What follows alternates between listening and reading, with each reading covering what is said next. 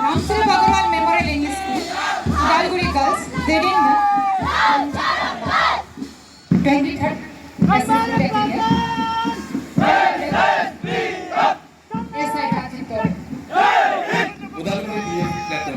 Police Combined Platoon, Grading ABSI, Joy Ramsuru.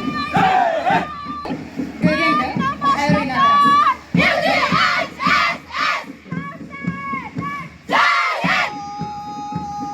নমস্কাৰ খুলুমবাই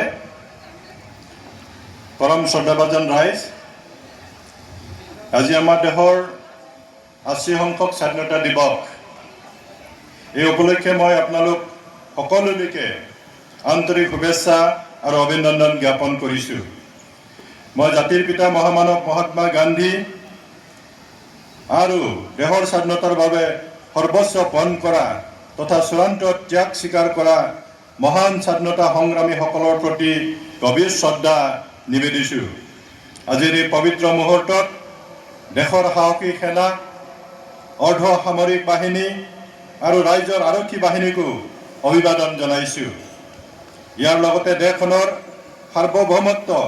আৰু সংহতি সুৰক্ষিত ৰাখিবলৈ সীমান্তত নিজৰ জীৱন উৎসৰ্গা কৰা বীৰসকললৈ মোৰ শ্ৰদ্ধাঞ্জলি জনাইছোঁ শ্ৰদ্ধেয় ৰাইজ আপোনালোকক এই কথা জনাবলৈ পাই মই সুখী হৈছোঁ যে অসমবাসীৰ মৰম আশীৰ্বাদ আৰু সহযোগিতাৰে আমাৰ চৰকাৰখনে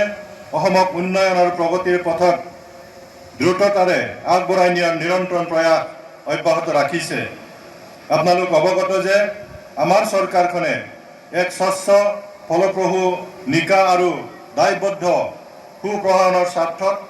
প্ৰশাসন ব্যৱস্থাত গুৰুত্বপূৰ্ণ সংস্কাৰ সাধনৰ নিৰবিচ্ছিন্ন প্ৰয়াস চলাই আহিছে আজিৰ এই ঐতিহাসিক ক্ষণত আপোনালোকক সম্বোধন কৰি মই স্বাধীনতা দিৱসৰ এই মঞ্চৰ পৰাই আপোনালোকক অৱগত কৰিব বিচাৰিছোঁ যে অসম চৰকাৰ আৰু BTC প্ৰশাসনে লোৱা বিভিন্ন অভিলাষী আঁচনিসমূহৰ ওদালগুৰি জিলাটো সফলভাৱে ৰূপায়ণ কৰিবলৈ অহোপৰৰ্থ চেষ্টা চলাই থকা হৈছে এই আঁচনিসমূহ সফল ৰূপায়ণৰ কাৰণে চৰকাৰী বিষয়া কৰ্মচাৰীসকলক আপোনালোকৰ সহায় সহযোগিতা আগবঢ়াবলৈ আহ্বান জনালোঁ এইখিনিতে জিলাখনৰ বিভিন্ন বিভাগৰ অধীনত চলি থকা উন্নয়নমূলক কাম কাজৰ চমু খতিয়ান কৰা হ'ল ৰূপান্তৰ আৰু উন্নয়ন বিভাগৰ দ্বাৰা নিয়মিত চলি থকা বিধায়কসকলৰ সমষ্টি উন্নয়ন পুঁজি সংসদ এলেকা উন্নয়ন পুঁজি আছুতীয়া পুঁজি অসম দৰ্শন অসম গ্ৰাম্য যোজনা খিলঞ্জীয়া জনজাতীয় বিশ্বাস আৰু সংস্কৃতি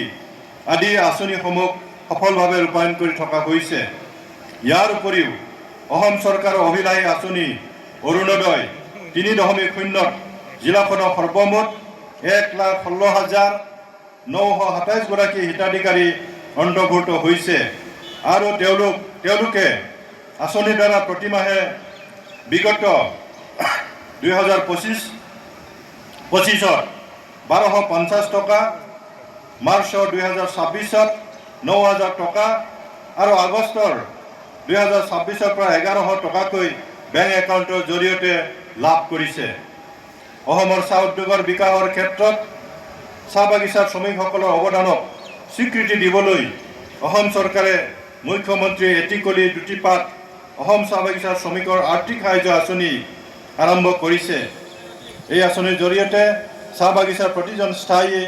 আৰু অস্থায়ী